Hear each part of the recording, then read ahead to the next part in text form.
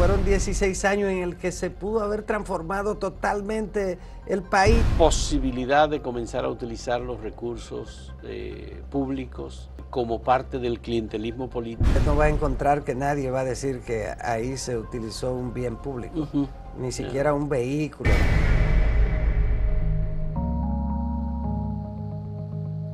La política ha estado bastante activa este fin de semana y agradecemos muchísimo que el segundo vicepresidente del Partido Revolucionario Moderno, Eddie Olivares, haya aceptado venir a conversar con nosotros sobre el significado de esta juramentación que acaba de ocurrir en la presidencia con José Ignacio Paliza del Partido Revolucionario Moderno, Carolina Mejía como secretario general, la doctora Milagros Ortiz Bosch como primera vicepresidenta, Eddie Olivares como segundo vicepresidente y Nelson Arroyo como tercer vicepresidente. Allí ha habido un acto en el que los PRMistas han salido con espíritu en alto, con unas ideas y líneas políticas bastante claras, sobre todo para defender a su gobierno y para activar en los sectores populares y en la base de la sociedad dominicana. Eddie, muchas gracias. ¿Qué significado tiene esto en tu criterio para ti? Quiero también que hablemos sobre las funciones de vicepresidente y las funciones de coordinador ejecutivo de la presidencia, que es una posición que tú tienes y que es un cargo nuevo en la organización del PRM. El tema de este lanzamiento del PRM como partido, ¿cómo lo sientes? Bueno, a 19 meses aproximadamente de asumir el gobierno, el compañero Luis Abinader, habíamos pasado por un proceso en el que el gobierno estuvo plenamente dedicado a sus labores y en el gobierno muchos miembros del partido. En ese sentido, la oposición muy temprano empezó a jugar su rol.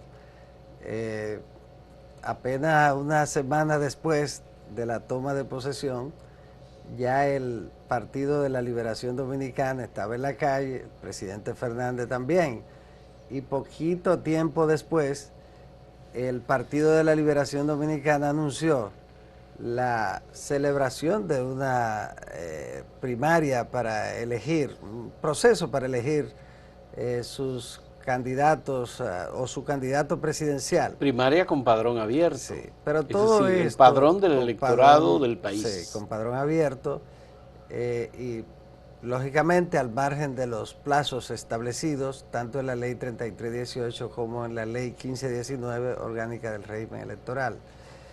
Pero eso estuvo acompañado de una oposición radical, sin tomar en cuenta que el presidente, el compañero Luis, asumió el poder, fue el primer presidente que asumió el poder en medio del COVID-19, pero en el momento de más incertidumbre de la enfermedad. De declaratoria de estado de emergencia y también de toque de queda a nivel nacional. Sí, un momento dramático en el que la gente no sabía cómo iba a terminar y si iba a amanecer viva al día siguiente o no.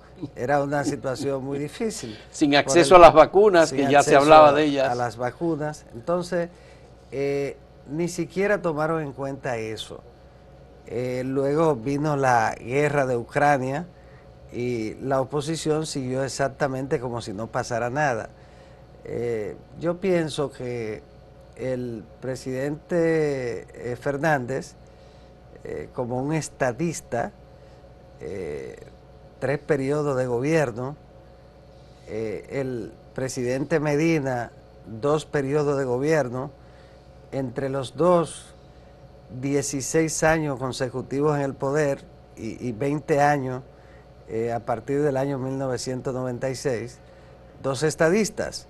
Y sin embargo, su rol opositor no ha estado en sintonía con el comportamiento que en cualquier nación tiene un estadista cuando va a la oposición, han puesto por encima de todo el interés electoral de sus partidos. Cuando era un momento apropiado para contribuir con la solución de los problemas. No existe un solo planteamiento del presidente Fernández ni del Partido de la Liberación Dominicana propositivo, y la oposición tiene que ser una oposición responsable. El rol de la oposición es ese, hacer oposición. Sin embargo, a mí no me ha sorprendido, y yo lo decía siempre, porque así opera el Partido de la Liberación Dominicana. Hay que irse a sus orígenes.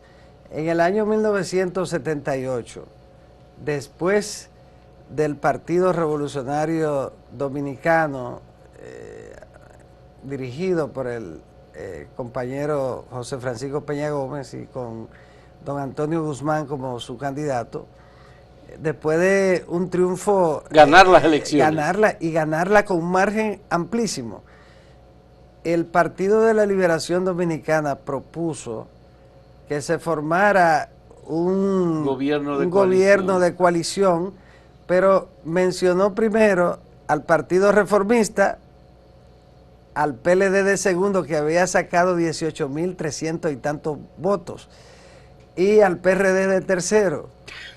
Y a partir de ese momento, el desconocimiento de la voluntad popular, al extremo de plantear el desconocimiento de la voluntad popular, que es una mancha indeleble, sí, en la figura histórica del profesor Juan Bosch. Pero eso era parte de la disputa y del rechazo del PLD y de Juan Bosch, sí, contra Peña contra Gómez. Peña, Peña Gómez, que había ganado el debate, claro, de que a Balaguer era posible ganarle las elecciones. Ellos ni así no lo aceptaban. Entonces, en medio de ese tiempo de conspiración militar y todas esas cosas, ya le hicieron el juego a eso. ¿Y se puede hacer esa relación entre este momento y aquel momento del 78? No, son momentos distintos, pero distinto. Lo que quiero decir es que así es el PLD en la oposición, que asume con una extrema pasión la oposición. Luego, al mismo gobierno de don Antonio, entonces le hizo una oposición radical. Eso mismo ocurrió con el gobierno de El Salvador. Ahí fue cuando sacaron el álbum de la corrupción. Claro, todo eso. Y luego, en el gobierno del presidente Mejía, hace la memoria, pienso que permite recordar que cada lunes el presidente Fernández amanecía presagiando catástrofe, tsunami económica, y sin tomar en cuenta el interés del país. Entonces, ese es el estilo del PLD en la oposición, y no podía ser diferente al hecho de que en medio de la pandemia asumieran ese mismo tipo de comportamiento, y luego en medio de la situación generada por la guerra. De modo que el Partido Revolucionario Moderno se prepara para eso.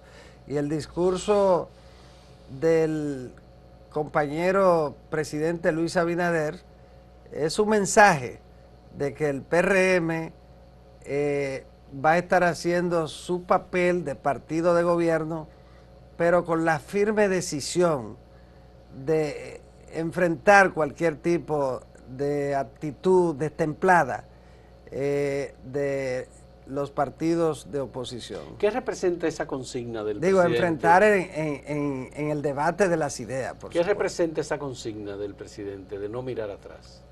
Bueno, lo repitió muchas veces. Sí, pero es recordándole al pueblo dominicano lo que pasó.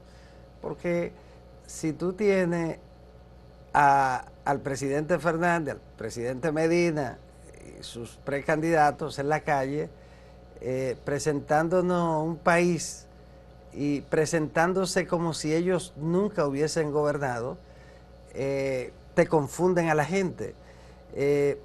El día después de ellos salir del poder, estaban hablando como si hubiesen sido un partido emergente, recién constituido, que ellos nunca estuvieron en el poder. Y entonces hay que recordarle a la gente que ellos gobernaron durante 16 años, uno 12 años y el otro 8, y que tuvieron todo el poder en ese tiempo. Hay que recordar que el electorado le dio el poder como nunca se lo había dado a ningún otro partido. Y a partir del año 2011 ya tenían el control hegemónico de todos los poderes. Le faltaba la Suprema, que presidía el magistrado Jorge Subero Isa. En el 11 lo cambiaron a las 12 de la noche. Y entonces a partir de ese momento el PLD asumía el control. Lo bajaron de categoría, de presidente a simple sabiendo miembro, que iba a renunciar. Y él renunció. Pero no, sí, que se sabía que iba a renunciar. Yeah. Entonces, a partir de ese momento tenían el control absoluto de los 3 poderes clásicos del Estado, ejecutivo, legislativo y judicial, y el control de los extrapoderes, la Junta Central Electoral, el recién creado Tribunal Constitucional, el Tribunal Superior Electoral de reciente creación, claro está, ya lo tenían, todo lo relativo a la autoridad monetaria, y el control de todo, hasta de la respiración de la gente, y desaprovecharon la oportunidad y además se burlaron de la confianza que le dio el pueblo dominicano, y en 16 años lo que hicieron fue afectar la institucionalidad democrática. Fueron 16 años en el que se pudo haber transformado totalmente el país, la educación, todo, y eso lamentablemente no ocurrió. Y él es lo que muy acertadamente el presidente le ha recordado al país, diciéndole, no miren para atrás. ¿Esa puede ser la base de una campaña electoral para el PRM para el 2024? Bueno, hay muchos temas importantes, propositivos. Yo pienso que el fortalecimiento de la institucionalidad democrática, que se había deteriorado profundamente durante esos 16 años, con consecuencias funestas para el país, es un tema también, pero habrá muchos temas importantes. Bueno, hay una lista de 12 propuestas que entregó el presidente Luis Abinader al Consejo Económico y Social, que fue formulado con motivo del primer aniversario del gobierno. Se presentó a todos los partidos políticos.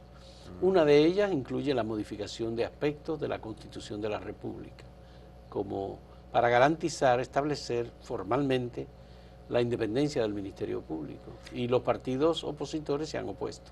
Yo pienso que el PRD, el PLD y Fuerza del Pueblo, 3 partidos, sí, formalmente están opuestos a esa reforma. Sí. Yo pienso que... ¿Qué va a pasar con esa lista de propuestas del presidente? Bueno, el presidente sometió unas 13 iniciativas, sí, algunas de las cuales él pudo someter directamente al Congreso Nacional, pero por su importancia él quiere un diálogo político, la participación de la sociedad civil en ese diálogo a través de las 6, sin lugar a dudas, fue una gran iniciativa. Ahora bien, en el tema de la reforma de la Constitución, y él lo ha dicho, esa reforma solo sería impulsada si hay una concertación. Pero sobre eso parece que no va a haber concertación. No, parece es decir, que no. Hay una actitud en los partidos opositores, particularmente en el PLD y Fuerza del Pueblo, de no ceder ante ninguna propuesta del gobierno. Yo pienso que se oponen a esa pero se opondrían a cualquiera. Pero se retiraron abiertamente, Sí, es decir, sí. dijeron, nos retiramos de esta comisión. Sí, pero en el caso del presidente Fernández, el presidente Fernández no admitiría la posibilidad, y se va a oponer siempre, que se modifique la Constitución de la República en cualquiera de su contenido, porque él entiende que la Constitución del 10 es una Constitución para la eternidad, que está petrificada, y que no puede ser tocada. Pero entonces, le falló esa Constitución porque en el 2015 Danilo hizo una reforma en la parte de la reelección presidencial. bueno, Se acogió un modelo y en el 2015 cambió el modelo y Danilo pudo sí, reelegirse. reelegirse. Sí, entonces esa reelección dividió al PLD. Exactamente. Favoreció al PRM. Favoreció, claro, favoreció al PRM, pero esa división fue el producto de una decisión muy firme del gobierno del presidente Medina, exclusivamente para ese artículo. Y todos recordamos cuál fue la situación del presidente Fernández en medio de ese proceso, sí, él se lanzó a la calle para finalmente aceptar esa reforma. Pero el presidente Fernández entiende que la Constitución Fernández, la Constitución del 2010, es una constitución petrificada, que nadie puede tocarla. Y en ese sentido siempre se va a oponer. En el caso del PLD, fue también una oposición fundamentada en los hechos coyunturales. Pero mira, lo más importante es que el presidente Abinader, y ha sido el único en la historia republicana, ha actuado respetando absolutamente al Ministerio Público y a la justicia, absolutamente. En ese sentido, lo relativo a la independencia del Ministerio Público, en lo que tiene que ver con el Ejecutivo, en lo que tiene que ver con el presidente, se ha hecho realidad. En el gobierno del presidente Fernández, por primera vez, ha sido una realidad la independencia absoluta del Ministerio Público. Yo pienso que eso es lo más importante. No hay nada que muestre, que indique hasta ahora que el gobierno tiene presencia o motiva alguna acción del Ministerio Público. Bueno, no. Han tratado de, porque en realidad siempre hay, por ejemplo, los abogados de Jean Alain Rodríguez hablaron la pasada semana de que no hay tal independencia del Ministerio Público. Bueno, de que el ex procurador es un perseguido político. Bueno, lo que nadie va a creer es que es un perseguido del presidente Abinader, porque él no tiene absolutamente ninguna incidencia ni en el Ministerio Público ni en la justicia. Yo pienso que otros son lo que pueden incidir por razones de origen, pero nunca el presidente Abinader ni el Partido Revolucionario Moderno. Nosotros no tenemos ningún tipo de incidencia ni intención de incidir absolutamente ni en el Ministerio Público ni en la justicia, de modo que en lo que tiene que ver con el gobierno, con el presidente Abinader y con el Partido Revolucionario Moderno, la justicia es absolutamente independiente. Y absolutamente independiente de nosotros. En este caso el Ministerio Público, porque la justicia tiene otro camino. La justicia, tú sabes que han ido tomando decisiones en el caso de los Tres Brazos, en el caso de los Tucanos, independientemente de cómo se elaboraron y se entregaron los procesos acusatorios por parte del Ministerio Público. Bueno, pero es que el primer paso es el respeto del Ejecutivo al Poder Judicial. Y en este caso, el presidente no solo ha respetado al Poder Judicial y no se ha inmiscuido absolutamente en nada relativo al Poder Judicial, sino que en lo que tiene que ver con el Ministerio Público también ha sido así. Usted dirá, bueno, usted puede cuestionar si es independiente o no, Sí. es una cosa. Ahora, que el presidente de la República ha asumido que el Ministerio Público y la Justicia no tienen ninguna influencia por parte de él, eso es así. De lo que usted puede estar seguro es que el Ministerio Público y la Justicia son absolutamente independientes del PRM y absolutamente independientes del Poder Ejecutivo.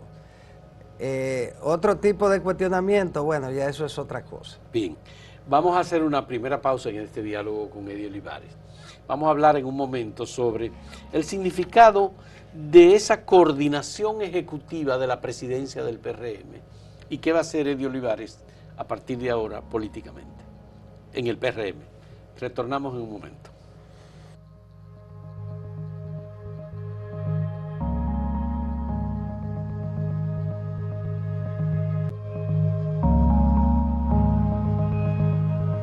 Juró ayer el presidente ratificado del PRM, José Ignacio Paliza, pero también juraron los 3 vicepresidentes. La doctora Milagros Ortiz Bosch tiene funciones en el gobierno, es la directora de Ética e Integridad Gubernamental y yo creo que ella no está en condiciones de irse a la calle, digamos, a hacer una campaña intensa o contactos como ya lo ha hecho en casi toda su vida. El segundo vicepresidente eres tú, Eddie Olivares, que tiene además la coordinación ejecutiva de la presidencia del PRM. ¿Qué significa eso? ¿Hacia dónde va Eddie Olivares? ¿Qué es lo que va a hacer como segundo vicepresidente del PRM? Sí. Yo quería agregarle que en la Secretaría General acompañan a la compañera Carolina Mejía, sí. Los compañeros Kelvin Cruz, sí. La compañera Lía Díaz, que es la senadora de Asua, y el compañero Jean-Luis Rodríguez. De modo que es un equipo en el que está la cuota, está la juventud y están todas las regiones del país representadas. Yeah. En lo que tiene que ver con la otra función de coordinador ejecutivo de la presidencia, ese es un cargo que se creó en los nuevos estatutos y no es algo que nos inventamos nosotros, sino que en países en los que el presidente del partido o secretario general, como ocurre con el PSOE, como ocurre el PP en España y en otros países, sobre todo en países con sistema parlamentario, sí. Se utiliza para acompañar al presidente del partido, que es el presidente, por ejemplo, en España, sí. Pedro Sánchez es el secretario general del PSOE, pero es el líder, al ser el líder, es el presidente del gobierno, pero es el presidente, el secretario general del partido. No, y entonces, se estila que los que ocupan la Secretaría General, como el caso de Núñez Feijóo, que está ahora en el Partido Popular, también es el que va a ser, se sabe ya, candidato a la presidencia del gobierno cuando se haga el lanzamiento de elecciones. Si ganara el gobierno, entonces es el líder del partido. Sí, entonces una especie de coordinador ejecutivo se encarga del manejo del día a día del partido. En este caso, nosotros vamos a estar trabajando junto al compañero José Ignacio Paliza, auxiliándolo. Es una especie de auxiliar del presidente, acompañándolo para realizar algunas actividades del día a día. Porque las funciones gubernamentales de José Ignacio Paliza absorben mucho tiempo y además hacen muy difícil el acceso hasta él, tomando en cuenta que él está en el Palacio Nacional, para la gente, los dirigentes del PRM que quieran coordinar actividades con él.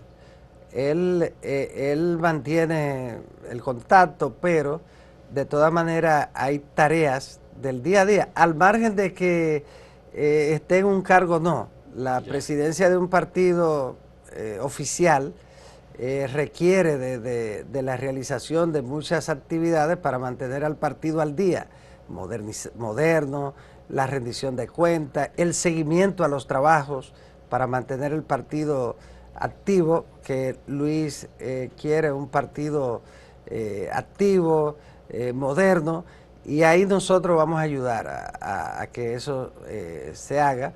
Ese es el propósito, pero es un auxiliar. Yo voy a estar ahí acompañando al compañero José Ignacio en el día a día del partido, además como vocero alterno. Los principales voceros son el presidente, la secretaria general, y voy a estar yo también. Y va a estar tú como vocero del PRM. Sí. Bueno, pues además la coordinación, el seguimiento a temas temas del Congreso, le voy a dar seguimiento también a las tareas electorales, todas esas cosas. ¿Y la comisión ejecutiva entonces? La dirección ejecutiva del PRM.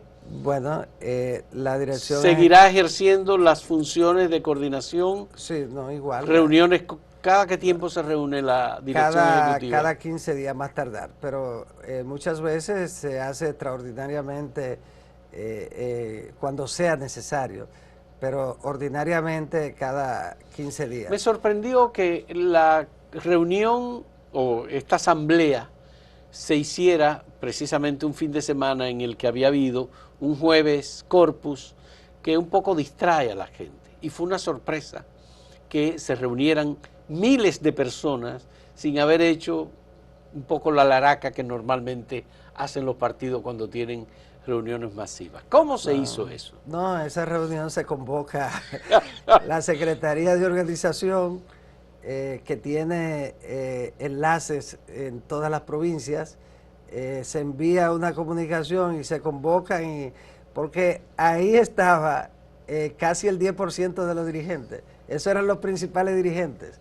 ¿El 10%? Claro. De los dirigentes del PRM. Sí, nosotros tenemos una estructura dirigencial de cerca de 80,000 dirigentes.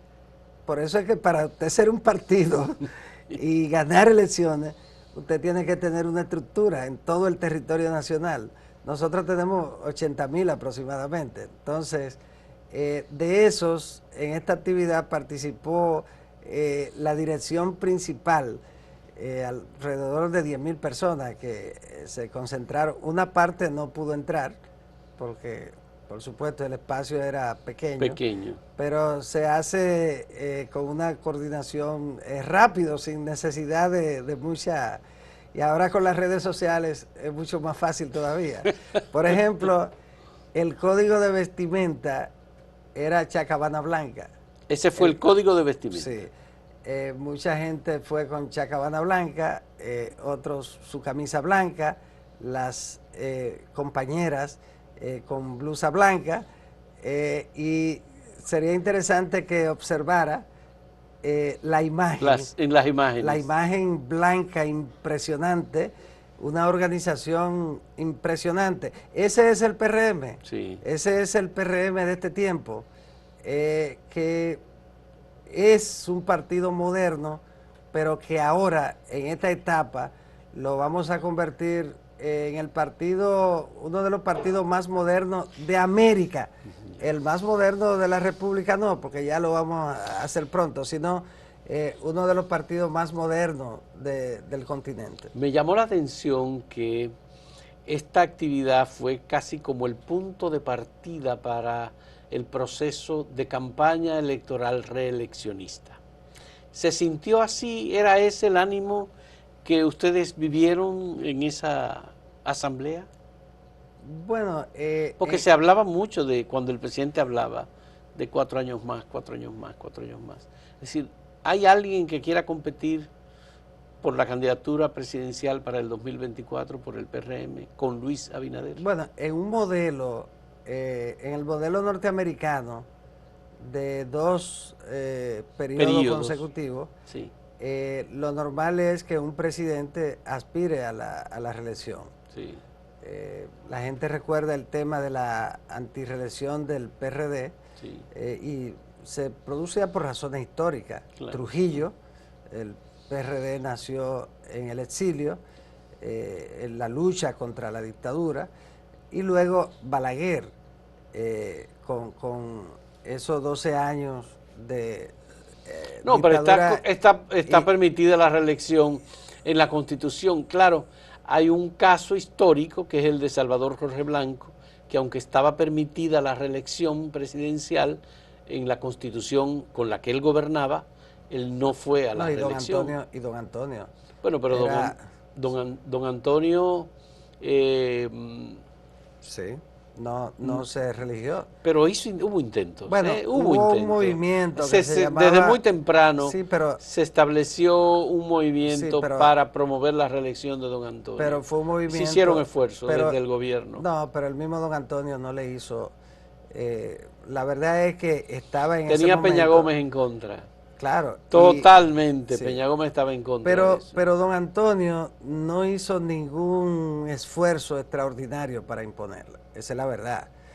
En el caso de Salvador, Salvador siempre no hizo nada No, para ahí en ese promoverla. caso si no se hizo Pero nada, don Antonio ciertamente. no hizo él si él hubiese intentado hacer un esfuerzo Pero es que grande, hubo demasiada tensión con... pero era otro tiempo. Era otro tiempo, Entonces, sí. además el modelo era de reelección Indefinida. indefinida. Sí. Entonces, ahora es 2 periodos. Entonces, ese modelo convierte en algo normal que el presidente de la República vaya a una segunda repostulación. De modo que no es un tema para nosotros en este momento fundamental, claro está, el ambiente era no necesariamente de la reelección, el ambiente era de iniciar, de banderazo, de inicio de la marcha hacia la preservación del poder, hacia el triunfo, hacia la victoria en las elecciones del 2024. De eso se trató y sin lugar a dudas que el ambiente que generó, no solo en el Partido Revolucionario Moderno y sus dirigentes y militantes, sino en la ciudadanía. El mensaje que envió fue el mensaje de un partido que se está preparando para gobernar bien y para retener el poder. El presidente Luis Abinader ¿tendría alguna competencia? ¿Habría alguien que se lanzara? ¿Ustedes saben si hay alguien que esté interesado? Bueno, un partido democrático. Porque el que está más claro que es como aspirante es David Collado, dentro del PRM. ¿Esperará David Collado al 2028 y se transará finalmente con Luis Abinader? Bueno, eso no podría yo decirlo. Eso, pero de todas maneras lo que sí yo puedo decir es que el partido está preparado para ir a las elecciones, retener el poder y además cualquier compañero o compañera que decida aspirar tiene ese derecho de hacerlo y no se le va a conculcar. De modo que lo que sí está claro es que en ese modelo el compañero Luis, como es natural, va a ser, va a ser precandidato por el Partido Revolucionario Moderno. Es todo lo que parece indicar lo que yo veo en función del modelo. Pero yo creo que el tiempo de hablar de reelección llegará. Este no es el momento para nosotros distraernos en el tema de la reelección. La tradición ha sido que los gobiernos utilicen los recursos públicos para hacer campaña y para generar o mantener un clientelismo político que al PLD le fue aparentemente bastante efectivo, hasta que finalmente hubo una rebelión de la clase media y se acabó el gobierno del PLD. El PRM tiene posibilidad de comenzar a utilizar los recursos públicos como parte del clientelismo político para conseguir adhesión, o eso es una cosa que podemos darla por superada, que los mecanismos de distribución de ayuda social, todos los que tiene el gobierno, estén liberados ya de ese problema? Bueno, en el caso de las ayudas sociales, y mucho más en este tiempo complejo, es parte de lo que en Europa, pero esto en pequeña, en una pequeña dimensión de lo que ocurre en los Estados Unidos con las ayudas del gobierno. En los Estados Unidos las ayudas del gobierno fueron inmensas, Sí, en medio del claro. COVID-19. En Estados Unidos todo es grande. Y a nadie, sí, y a nadie se le ocurre, bueno, nosotros fuimos beneficiarios de ello. Sí. Recibimos sobre 11.000 millones en medio de la pandemia. Sí, pero esas son las remesas. A través de las remesas formales. Sí. Pero si usted le suma las que llegan a través de los tanques que vienen de allá, de alimentos y mercancía, y le suma las que llegan directamente a través de los dominicanos que retornan al país o lo envían con otro que retorna, eso sube a cerca de sobre 15.000 millones, pienso yo. Entonces, pero está el caso del estado de bienestar de Europa y que propician los partidos socialdemócratas, sobre todo, que tiene que ver con ese tipo de ayuda. Solo que debe ser institucional que se haga. En ese sentido, yo decirle que se van a eliminar esas ayudas, eso no va a ocurrir. No, el PRM no, y el gobierno ha sido muy claro. Lo que ha hecho es aumentarlas. Aumentarlas. Que fue lo que prometió en campaña Luis Abinader. Sí, esas ayudas se aumentaron. Claro. Ahora el tema es cómo se utiliza eso. Eso va a la militancia del PRD, del PRM. ¿Hay nominillas, no hay nominillas? Como se había en el pasado. Bueno, las nominillas han sido eliminadas. Entonces, creo que lo que tiene que ver con la institucionalidad de la administración también se ha avanzado mucho. Claro. Pero fíjese que a propósito de bienes, en la actividad de este domingo, usted no va a encontrar que nadie va a decir que ahí se utilizó un bien público. Ni siquiera un vehículo, ni nada. Yo me imagino que había muchísimas cámaras tratando de localizar un vehículo del gobierno en esa actividad. Sí. De modo que nosotros vamos a propiciar siempre que los procesos electorales sean en lo que nos toca a nosotros. Vamos a ser sumamente transparentes en cuanto a no utilizar bienes públicos en la campaña. Hay una experiencia que recientemente ocurrió y ahí uno se da cuenta, uno dice, bueno, los partidos van aprendiendo en el desempeño del poder. El PRM fue a una elección contra un candidato del PLD en la Asociación Dominicana de Profesores y perdió la elección.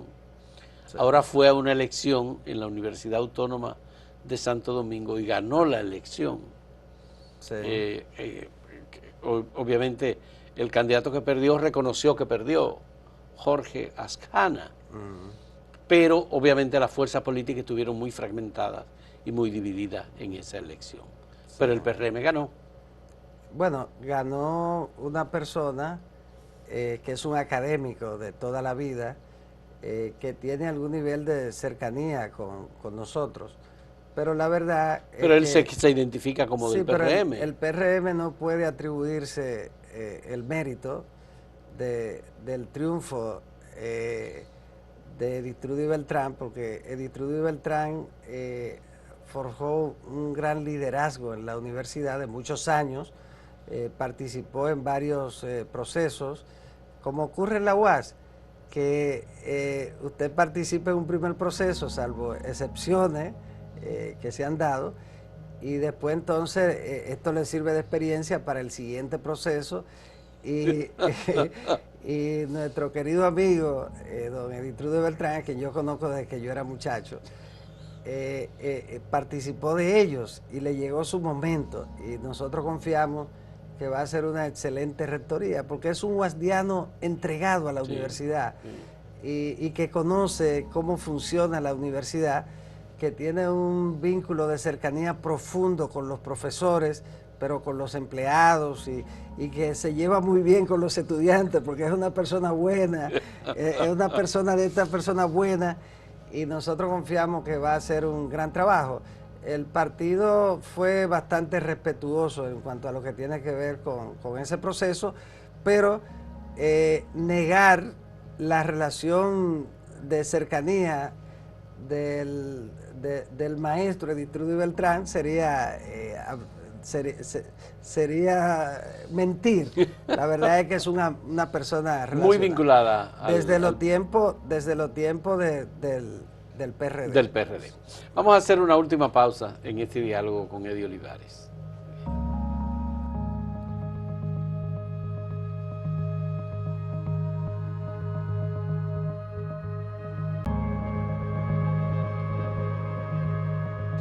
Eddie, me interesa saber cuáles son los énfasis que la nueva actividad política del PRM va a hacer.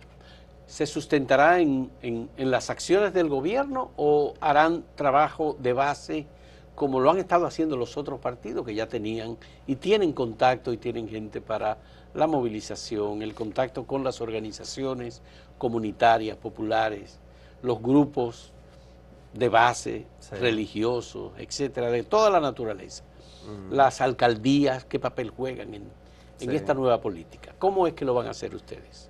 Para un partido de gobierno, las actuaciones, las ejecutorias del gobierno son importantísimas porque el partido de gobierno resulta ratificado o no, o expulsado del poder sobre la base de la gestión que haga y que sea aceptada por la ciudadanía, sí, fundamentalmente el electorado. Entonces vamos a trabajar de manos con el gobierno, en sintonía. La propia comunicación del gobierno tiene que estar en sintonía, en armonía con la comunicación del partido. Igual porque es el partido de gobierno. Sí.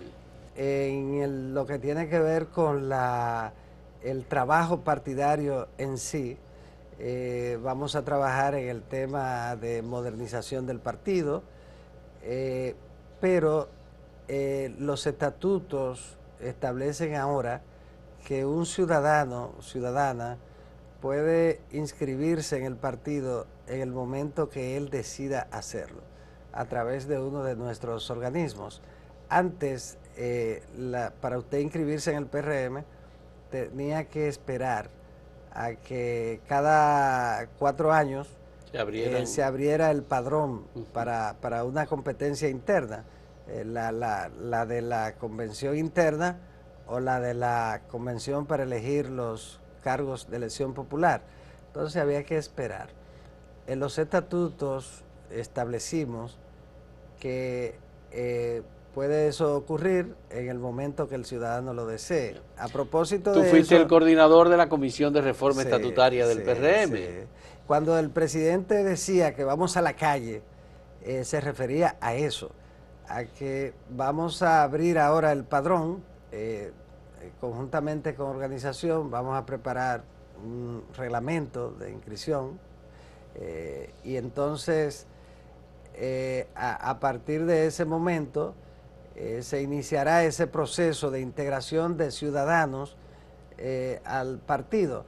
También va a estar la comunicación, que siempre ha sido muy buena con la sociedad a través de sus diferentes organismos, una conexión permanente con la sociedad.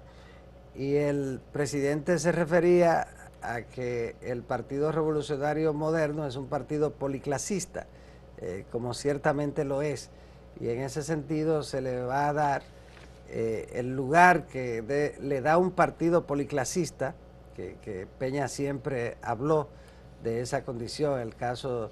Que caben ricos, pobres, ciudadanos, mujeres, hombres, todo el mundo, ¿verdad? Caben todos, pero todos tienen que tener como visión principal, como objetivo fundamental, los intereses del pueblo. Primero la gente, por eso hemos mantenido ese eslogan histórico del doctor José Francisco Peña Gómez, primero la gente, cabemos todos, pero todos trabajando por la gente. Esa es la esencia, y conscientes de que somos un partido socialista democrático.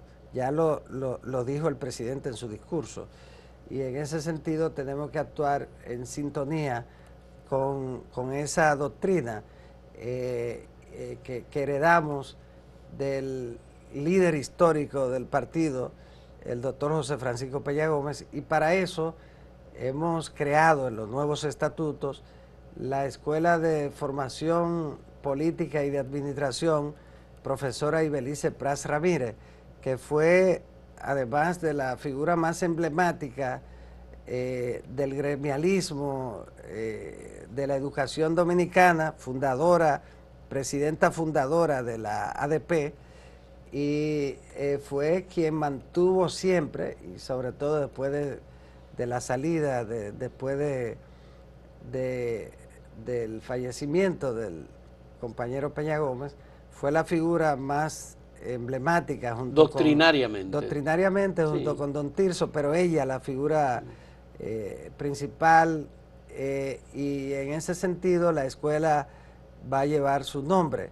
Esa escuela estará trabajando también en lo que tiene que ver con la doctrina y con mantener el partido y a nuestros dirigentes al día en todo lo relativo a los procesos de avance en lo que tiene que ver con los temas de política pública y de las ideologías. Pero la doctrina conlleva una serie de compromisos y asumir algunas posturas que son como posturas centrales en el movimiento socialdemócrata. Por ejemplo, apoyar a los gobiernos que son aliados en los diferentes países. Peña Gómez sustentó mucho su apoyo y el apoyo de los socialdemócratas del mundo a que hubiese un proceso electoral transparente y abierto en República Dominicana en el año 78. Fue decisivo. Eso fue decisivo para que en el país hubiese elecciones y que finalmente terminara de salir del poder Joaquín Balaguer. Y posteriormente, cuando Peña Gómez fue candidato, igualmente en el 90 y en el 94, ocurrió también la misma situación de apoyo de los socialdemócratas del mundo que venían a República Dominicana. O cuando Peña Gómez era alcalde de Santo Domingo, recibía el apoyo de los socialdemócratas alemanes, portugueses, españoles, suecos. Sí, Peña iba más adelante siempre en este país, tenía una visión, como él decía, más allá de la curva, impresionante. Cuando el PLD, el profesor Bosch, decía que no era posible derrocar a Balaguer en unas elecciones, él dijo que sí. Y entonces hizo esas alianzas que usted señala.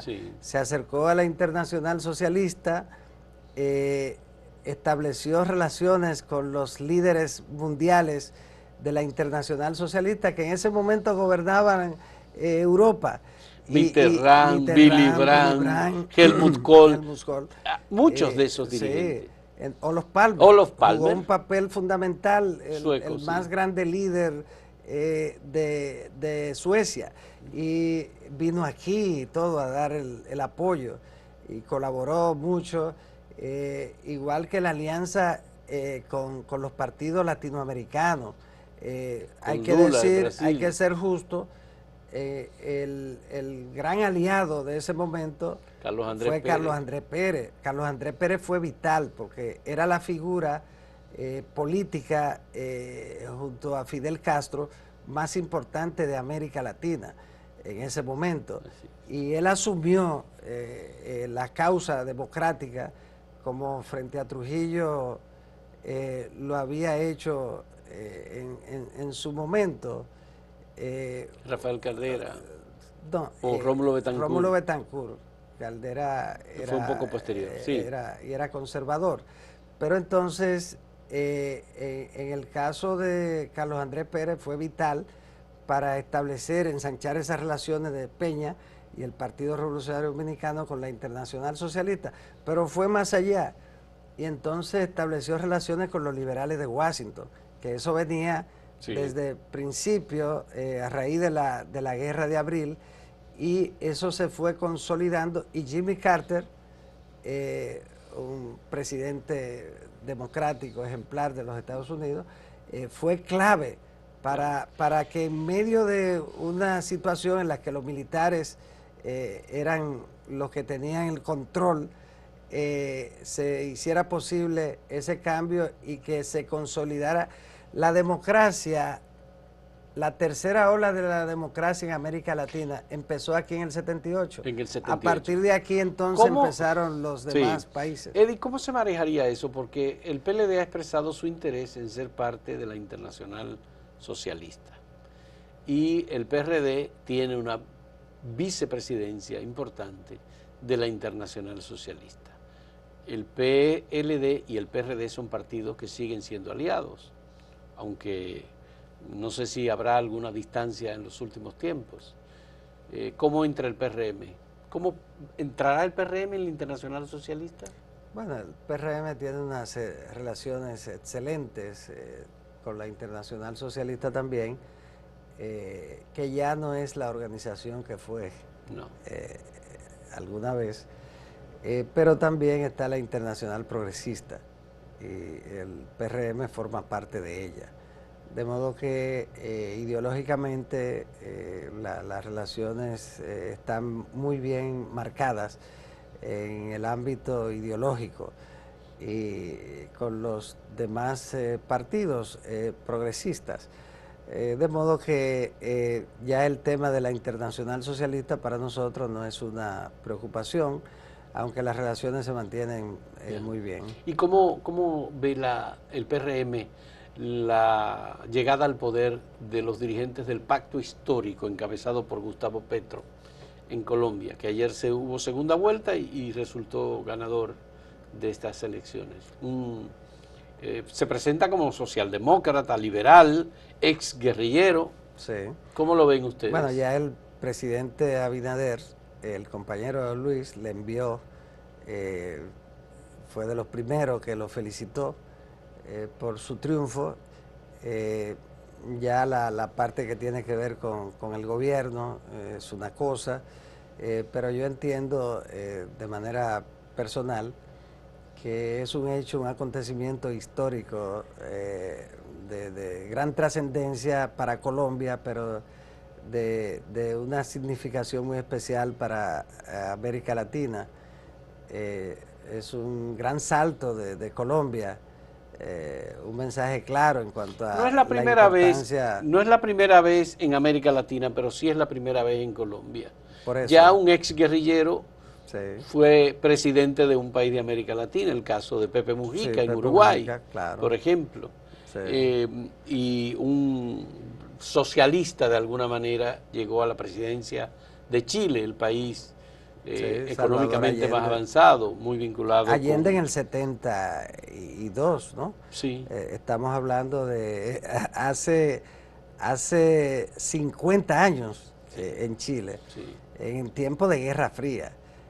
Yo pienso que para Colombia, que es una sociedad muy conservadora, fue un paso trascendente, y por lo que significa Colombia. De modo que particularmente yo me siento muy contento de que esto haya ocurrido, y vamos a ver ahora cómo se desenvuelve Petro, que es un político veterano en la lucha democrática. Dio un discurso conciliador, muy conciliador. Habló en primer lugar del amor, habló de la esperanza, habló de la reconciliación y de que aparte de las Fuerzas Armadas nadie debe tener armas en Colombia. Y de defender los procesos de paz. Totalmente. O sea, estamos hablando de un político que ha vivido todas las situaciones más trascendentes de su país. Estuvo de un lado, del otro, y yo creo que eso va a ser muy importante para Colombia en su avance hacia una paz definitiva y duradera. Es un paso muy importante para América Latina y bueno, lo que auguramos es que esto contribuya con el bienestar de los más pobres de ese país hermano. Qué bueno. No puedo terminar esto sin hacerte una última pregunta. Eleonor Carruat acaba de ser electa a la Asamblea Nacional de Francia como diputada por los países de América Latina y el Caribe. Una hija de una dominicana y de un francés casi dominicano, Carmen Amelia Cedeño, a quien tú conoces, sí, y Jean-Michel Carruat, va a la Asamblea Nacional Francesa. ¿Qué te parece? Por primera vez, nunca antes había ocurrido en la historia. Sí, yo pienso que... Yo la veo a ella más dominicana que francesa, pero bueno. Sí, es verdad, es dominicana, hay que estar claro, el que asume. Pero, abogada, sí, muy inteligente. Muy inteligente, brillante. Sí. Bueno, lograr esto. Estamos hablando de un acontecimiento que además refleja y debe hacernos sentirnos orgullosos de lo que somos y de lo que son nuestros hermanos en otras tierras. Sí. Hemos avanzado mucho. Ella mantiene sus vínculos, su relación con su país y es un paso muy significativo, mucho más que lo que cualquiera diría, bueno, pero está allá en el Congreso. Es lo que simboliza eso, lo que significa, de modo que fue un fin de semana progresista, un fin de semana muy especial. Muy especial. Así que felicidades a ella. Tenemos en el Congreso padres. A sus padres. En el Congreso de Estados Unidos tenemos gente dominicana y ahora nos ampliamos al Congreso de Francia. Congreso de Francia. O sea que, vamos a ver en España. Sí, también en España hay dominicanos que han tenido, sí, influencia, porque en la ejecutiva del Partido Socialista Obrero Español hubo una dominicana también. Sí, brillante, una amiga muy querida, que está casi siempre aquí en el país. Y su esposo, son dos amigos y su esposo, queridísimos. Pedro Suárez. Son figuras muy importantes de la política española, internacional. Y ahora también hay muchas compañeros y compañeras. Bueno, ahora participó María Peralta ya en el nivel municipal con una excelente participación. De modo que los dominicanos están en política en cualquier lugar donde se encuentren. Muchas gracias a Eddie Olivares por la interesante conversación que hemos tenido y muchas gracias a ustedes igualmente por acompañarnos.